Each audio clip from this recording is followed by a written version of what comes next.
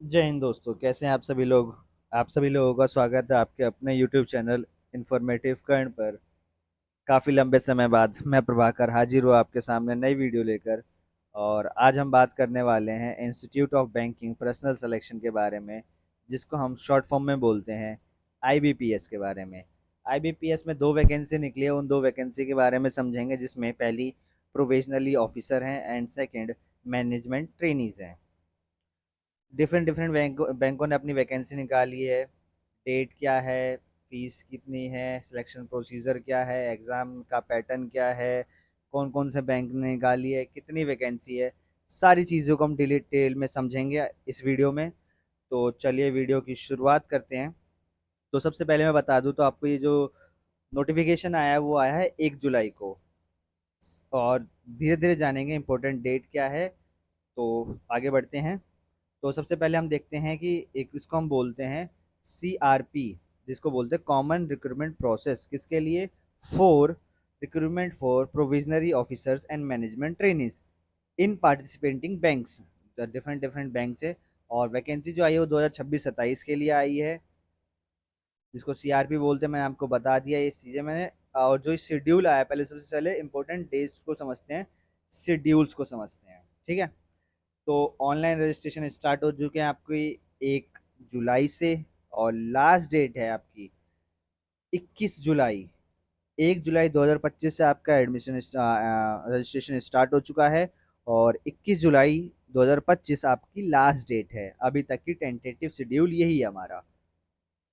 Payment की भी last date same है। प्री एग्ज़ाम जो होगा वो कंडक्ट कराया जाएगा अगस्त में। उसके बाद आपका रिजल्ट आ जाएगा प्री का सितंबर में। और जो मेन एग्ज़ाम होगा वो आपके अक्टूबर में हो जाएंगे। तो कहीं ना कहीं देखने को मिलता है आपको कि बहुत जल्दी इसमें वैकेंसी, मतलब आपकी ज्वाइनिंग हो जाएगी। प्री मेन के बाद एक पर्सनैलिटी टेस्ट होगा आपका दिसंबर में, और फिर उसके बाद इंटरव्यू होगा दिसंबर या जनवरी में ही। और मोस्ट प्रोबेबली प्रोविजनल अलॉटमेंट मिल जाएंगे आपको फेब लास्ट तक। तो कहीं ना कहीं 6-7 महीने के अंदर आपकी ज्वाइनिंग आपके हाथों में होगी। तो ये एक बहुत बढ़िया वैकेंसी है आप सबके लिए। और इससे बढ़िया वैकेंसी मैं नहीं मानता कि अभी तक के लिए कुछ होगी 2025 की वैकेंसियों में। तो आगे बढ़ते हैं। डेट आपकी टेंटेटिव डेट मैंने आपको बता दिया। मेन याद रखने वाले 1 जुलाई को स्टार्ट है और 21 जुलाई आपकी लास्ट डेट है फॉर्म भरने की। यहाँ पे कुछ इंडेक्स है, इंडेक्स में देखेंगे कि कौन कौन से बैंक पार्टिसिपेट कर रहे हैं, एलिजिबिलिटी क्राइटेरिया क्या है, एज क्या है। तो सारी चीज़ें हम देखते हैं। इंडेक्स को थोड़ा सा स्किप करते हैं, नहीं तो बहुत लंबी वीडियो बन जाएगी हमारी। तो आगे चलते हैं और आगे देखते हैं कौन कौन से बैंक पार्टिसिपेट कर रहे हैं। तो देखो कि जितने भी पीएसयूज है, जितने भी प्राइवेट सेक्टर अंडरटेकिंग के बैंक है, जिसको हम गवर्नमेंट बैंक बोलते हैं, वो सारे इसमें पार्टिसिपेट कर रहे हैं। सबसे पहले bank of Baroda. Bank of Baroda के बाद bank of India. Bank of India के बाद बैंक ऑफ महाराष्ट्र।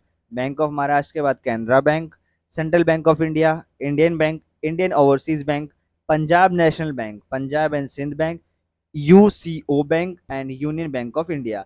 ये सारे बैंक जो इस टाइम में पार्टिसिपेट कर रहे हैं, वैकेंसी अपनी लेके आए हैं। और एक ही एग्जाम से आप इन सारे बैंकों को टारगेट कर सकते हो। बेसिक सैलरी की बात करते हैं तो 48,000 से आपकी स्टार्ट हो जाएगी। दोनों की सैलरी आपकी सेम रहने वाली है। आगे हम आगे बढ़ते हैं, एलिजिबिलिटी क्राइटेरिया हम आगे देखेंगे। अभी तक की बात तो आपकी ये थी। कौन कौन से कैंडिडेट भर सकते हैं? सिटीजन इंडिया का होगा, सब्जेक्ट ऑफ नेपाल हो, सब्जेक्ट ऑफ भूटान हो, या फिर रिफ्यूजी तिब्बतीस। ये देख सकते हैं। उसके बाद हम एज देखते हैं हमारी इंपॉर्टेंट। तो 1 जुलाई 2025 तक आपकी एज मिनिमम 20 साल होगी और मैक्सिमम 30 साल होगी। तो मिनिमम 20 और मैक्सिमम एज 30 है। बट कुछ कास्ट के लिए या फिर ट्राइब कैटेगरीज के लिए एज रिलैक्सेशन है।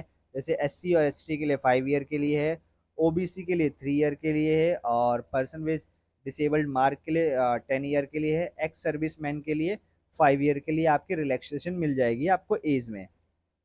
ये डिटेल नोटिफिकेशन आपको मिल जाएगी टेलीग्राम चैनल पे।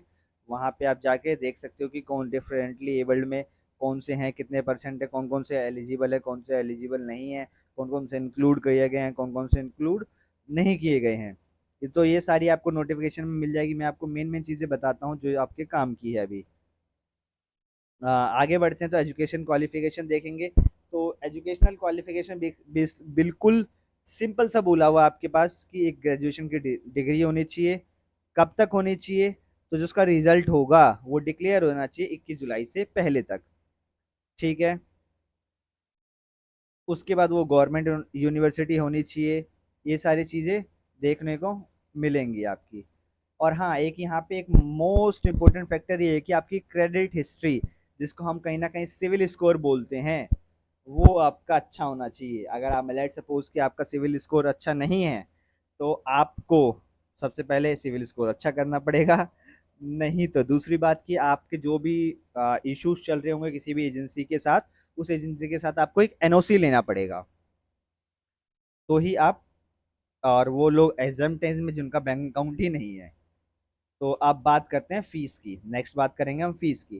तो डेट आपको बार बार दिख रही है, तो फीस की नेक्स्ट बात करते हैं। तो SC ST और PWD वालों कैंडिडेट के लिए मात्र ओनली 175 रुपीज़ है। इसके अलावा जो भी कैंडिडेट्स हैं, जो भी बच गए, जनरल हो गए, EWS हो गए, जो भी कैंडिडेट बच गए हैं, उनकी फीस हमारी 850 है। प्लस जो अपना बैंक चार्ज लगाएगा वो एप्लीकेशन चार्जेस अलग से होंगे। ये आपका फीस था। नेक्स्ट चलते हैं हम स्ट्रक्चर ऑफ एग्जाम। तो सबसे पहले जिसको बोलते हैं PET, प्राइमरी एग्जामिनेशन टेस्ट। इसमें क्या होगा? तो दो टाइप में, दो भाग, ये आपका एक टेस्ट होगा, 60 मिनट का टेस्ट होगा मात्र, और मात्र ओनली 60 मिनट का टेस्ट होगा। तीन टॉपिक आने, मतलब तीन सब्जेक्ट आने हैं। इंग्लिश लैंग्वेज आनी है, सेकंड क्वांटिटेटिव एप्टीट्यूड आना है, और थर्ड रीजनिंग एबिलिटी आनी है। ये तीन सब्जेक्ट आनी है। अगर इंग्लिश की बात करता हूँ तो इंग्लिश के 30 क्वेश्चन होंगे, मैक्सिमम मार्क्स 30 होंगे। और जो टाइम मिलेगा इंग्लिश को सॉल्व करने के लिए वो 20 मिनट्स मिलेगा। नेक्स्ट, एप्टीट्यूड के लिए 35 क्वेश्चन होंगे, मैक्सिमम मार्क्स 30 होंगे। जो टाइम मिलेगा वो 20 मिनट्स मिलेगा। रीजनिंग एबिलिटी 35 क्वेश्चन, 40 मार्क्स, और 20 मिनट्स मिलेगा। तो ये 60 मिनट्स का पेपर होगा आपका। 100 क्वेश्चन आएंगे और 100 मार्क्स का पेपर होगा। बात आ गई समझ में? 100 क्वेश्चन, 100 मार्क्स। बात क्लियर है? ये होगा आपका PET। अगर आप PET को क्वालिफाई करोगे, मतलब उसकी मेरिट से निकल के आओगे, तो फिर आप जाओगे मेंस के लिए। अब मेंस में क्या है? तो मेंस में टोटल 5 सब्जेक्ट हैं, मतलब 5 सब्जेक्ट हैं। कौन कौन से हैं? रीजनिंग है, जनरल है, economy, banking awareness, digitalisation, financial awareness including RBI circulars, third English language, fourth data analysis, और फिफ्थ एक डिस्क्रिप्टिव पेपर होगा आपका जिसमें एसे एंड कॉम्प्रिहेंशन दिया जाएगा आपको। नंबर ऑफ क्वेश्चन रीजनिंग में 40 आएंगे, 60 मार्क्स का होगा, और 50 मिनट्स मिलेंगे इसको। यहाँ पे सेपरेटली टाइम डिवाइड हो रखा है हर सेक्शंस के लिए, उससे ज़्यादा आपको टाइम उस सेक्शन में नहीं मिलेगा। नेक्स्ट, जो general awareness, economic, banking awareness, financial awareness including RBI circular है, इसके 35 क्वेश्चन आएंगे 50 मार्क्स के। और इसको करने के लिए मात्र मात्र ओनली 25 मिनट्स मिलेंगे आपको। इंग्लिश लैंग्वेज करने के लिए 35 नंबर क्वेश्चन आएंगे, 40 नंबर, 35 क्वेश्चन आएंगे 40 नंबर के, और 40 मिनट मिलेगा। डाटा एनालाइज करने के लिए 35 क्वेश्चन, 50 नंबर, 45 मिनट्स। तो टोटल कहीं ना कहीं देखोगे नंबर ऑफ क्वेश्चन आपके 45 हो गए, और टोटल मार्क्स हो गए 200। और जो टोटल टाइम हो गया अभी 4 सब्जेक्ट का आपका हो गया वो 60 मिनट्स, 160 मिनट्स। मतलब कि आपका ये 1.5 घंटे से थोड़ा सा ऊपर हो गया। उसके बाद आपका जो डिस्क्रिप्टिव पेपर है उसमें आपके 2 क्वेश्चन होंगे, एसए या कॉम्प्रिहेंशन में 2 क्वेश्चन होंगे, 25 मिनट मिलेंगे।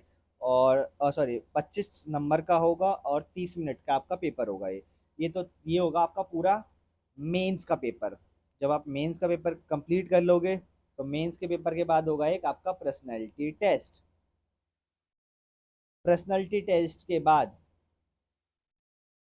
आप फिर जाओगे इंटरव्यू पैनल के सामने। और जब आपने इंटरव्यू पैनल्स के सामने जाओगे, आप वहाँ पे क्वालिफाई करोगे, उसके बाद बनेगी आपकी मेरिट। तो कहीं ना कहीं 4 फेज देखने को मिलेगा हमें। पहला pre, second mains, third personality test, और फोर्थ इंटरव्यू। ये सारी चीज़ें आपको देखने को मिलेंगी इस टेस्ट में। नेक्स्ट, अगर हम बात करते हैं तो रॉन्ग आंसर की कोई नेगेटिव मार्किंग है? तो जी हाँ, नेगेटिव मार्किंग हमारी 1/4 यानी कि अगर एक एक क्वेश्चन गलत होगा आपका तो 0.25 मार्क्स आपके डिडक्ट किए जाएंगे। ठीक है। कट ऑफ आपकी वो ऑनलाइन मेंस एग्जाम के बाद ही बनेगा। और ये सारी चीज़ें हो चुकी हैं हमारी। एग्जामिनेशन सेंटर्स आपके मोस्ट प्रोबेबली आपके सिटी में ही होगा। और इंटरव्यू भी कंडक्ट किया जाएगा नोडल बैंक में, उस स्टेट में ही होगा मोस्ट प्रोबेबली ना। ये सारी चीज़ें आपकी उस स्टेट में ही कराई जाएंगी। ये कौन कौन से डॉक्यूमेंट्स हैं तो एक बार पीडीएफ को देख लेना आप। और अप्लाई करने के लिए कौन कौन से डॉक्यूमेंट चाहिए, रजिस्ट्रेशन प्रोसेस कैसा होगा, कैसे करना है, अगर आपके समझ में ना आए तो मुझे कमेंट सेक्शन में बता देना। मैं आपके लिए एक डमी अप्लाई कर दूंगा, जिससे आपको ये समझ में आ जाएगी कहाँ पे क्या क्या चीज़ें अप्लाई करनी है। ठीक है। आगे चलते हैं हम। यहाँ पे कुछ खास नहीं है हमारा। मेनली जो भी डॉक्यूमेंट लगाओ आप सारी सही से लगाना, अपलोड करने के तरीके को देख लेना एक बार। और कोशिश करना तो एक बार ये गो थ्रू कर जाना इस नोटिस से आप पूरे में। तो अगला बात आता है कि अप्लाई कैसे करें। तो अप्लाई आपको ऑनलाइन करना है। अप्लाई करने के लिए आपको सेम IBPS की साइट पे जाना पड़ेगा। वहाँ पे IBPS.in की साइट पे जाना पड़ेगा। वहाँ पे अप्लाई फॉर ऑनलाइन होगा CRP प्रोविजनल ऑफिसर्स के लिए।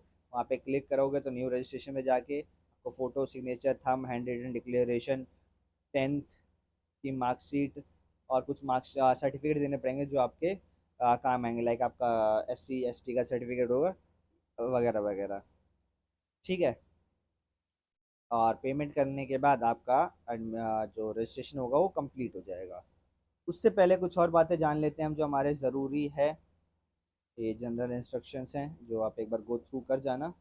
मैं सीधा अगले पॉइंट पे चलता हूँ जो इम्पोर्टेंट है हमारे लिए।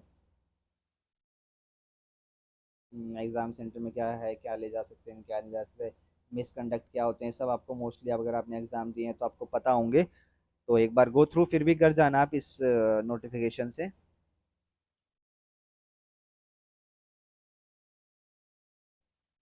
तो नेक्स्ट चीज़ आती है हमारी वैकेंसी। कौन से बैंक ने कितनी वैकेंसियां निकाली हैं। तो जैसे कि मैंने आपको बैंक के नाम तो पहले बता दिए कि 11 बैंक हैं। तो सबसे पहले bank of Baroda, total vacancy 1000। Bank of India total vacancy 700। Bank of Maharashtra total vacancy 1000। Canara bank total vacancy 1000। Central bank of India total vacancy 500। Indian bank में कोई वैकेंसी नहीं है, सॉरी। इंडियन ओवरसीज बैंक में 450 टोटल। पंजाब नेशनल बैंक में 200 टोटल। Punjab and Sindh bank में 358। UCO union bank of India में कोई वैकेंसी नहीं है, मतलब तीन बैंकों में वैकेंसी नहीं है। 8 बैंक बच गए हमारे जहाँ पे वैकेंसियाँ हैं। टोटल वैकेंसी जो है 2000, सॉरी, टोटल वैकेंसी जो है हमारी 5208 वैकेंसी है टोटल। जिसमें से SC हमारी 7782। ST है हमारी 365। OBC हमारी 1337। EWS में हमारी 520 हैं। और UR में हमारी 2204 वैकेंसी है। इसके अलावा PWD की वैकेंसी बताई गई है, जिसमें कि आपकी HI में है 64, OC में है 52, VI में है 54 और ID में है 61। ये टोटल वैकेंसी है जो अलग अलग बैंकों में आई गई है और आपकी कैटेगरीज वाइज भी बाइफिक्रेट किया हुआ है। ठीक है। और आगे बढ़ते हैं फिर हम। और एग्जामिनेशन सेंटर आपके लगभग सभी स्टेट और सभी यूनियन टेरिटरी में, बस एक बार नाम बता देता हूँ मैं। अंडमान में है, आंध्र प्रदेश में भी है, अरुणाचल प्रदेश में भी है, असम में भी है, बिहार में भी है, छत्तीसगढ़ में भी है, चंडीगढ़ में भी है, दादर नागर हवेली एंड दमन दीव में भी है, दिल्ली में भी है,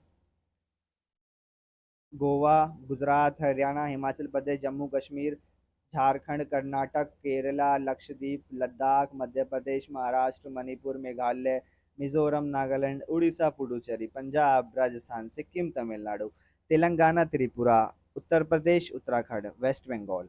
लगभग सारे स्टेट में आपकी वैकेंसी है। तो आप अप्लाई कीजिए। फीस भी ज़्यादा नहीं है। सिलेक्शन प्रोसीजर थोड़ा सा बड़ा है, थोड़ा सा लेंथ मतलब कि थोड़ा सा डिफिकल्ट हो सकता है आप लोगों के लिए, बट अगर आपने तैयारी करी तो मोस्ट प्रोबेबली आपका निकल जाएगा, क्योंकि वैकेंसी भी बहुत अच्छी है। 5000 वैकेंसी है टोटल आपकी। और जनरल कैटेगरी में 2000 प्लस वैकेंसी है आपकी। तो इससे बढ़िया मौका आपको नहीं मिल सकता अगर आप बैंकिंग सेक्टर में जाना चाहते हो तो वीडियो यहाँ तक देख ली होगी तो वीडियो पसंद आ चुकी होगी आपको, और वीडियो पसंद आ गई है तो लाइक शेयर सब्सक्राइब कर देना। मिलते हैं आपसे हम नेक्स्ट वीडियो में, तब तक के लिए जय हिंद, जय भारत।